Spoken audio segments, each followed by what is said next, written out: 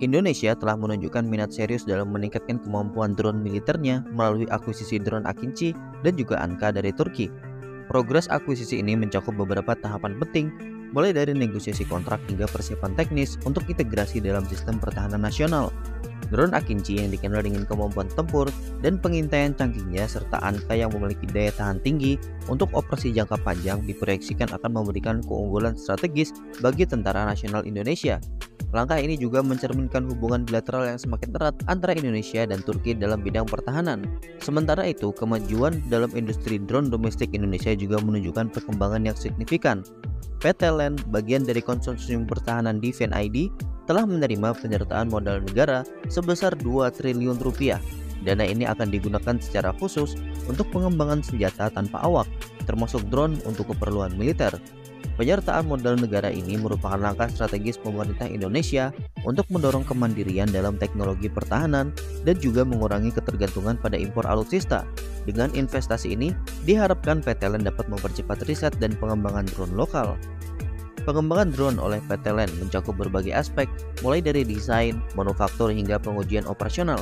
Fokus utama adalah menciptakan drone yang mampu memenuhi kebutuhan spesifik TNI, baik untuk pengintaian, pengawasan, maupun misi tempur. Selain itu, PT LAN juga berkolaborasi dengan berbagai institusi penelitian dan juga universitas untuk memastikan bahwa teknologi yang dikembangkan selalu berada di garis depan inovasi. Dengan dukungan pemerintah dan sumber daya yang memadai, PT LAN sangat optimis dapat menghasilkan drone berkualitas tinggi yang dapat bersaing di pasar internasional. Selain dari aspek teknis, pengembangan drone di Indonesia juga berfokus pada peningkatan sumber daya manusia. PT LAN telah menginisiasi berbagai program pelatihan dan pendidikan untuk meningkatkan keterampilan teknis dan insinyur dalam negeri.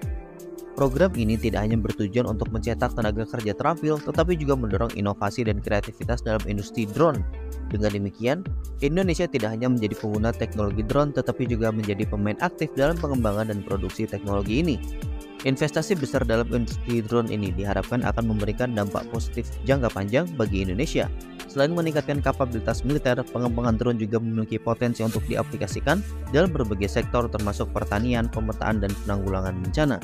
Dengan kemampuan drone yang semakin canggih, Indonesia dapat meningkatkan efisiensi dan juga efektivitas dalam berbagai operasi sipil dan juga militer. Hal ini juga akan membuka peluang baru untuk kerjasama internasional dan ekspor teknologi drone buatan dalam negeri. Semoga saja drone yang akan dikembangkan oleh PT LAN ini benar-benar bisa jadi dan bisa diproduksi untuk digunakan oleh TNI dan tidak bernasib sama dengan drone elang hitam. Nah, bagaimana menurut kalian mengenai berita ini? Sampaikan komentar kalian di bawah.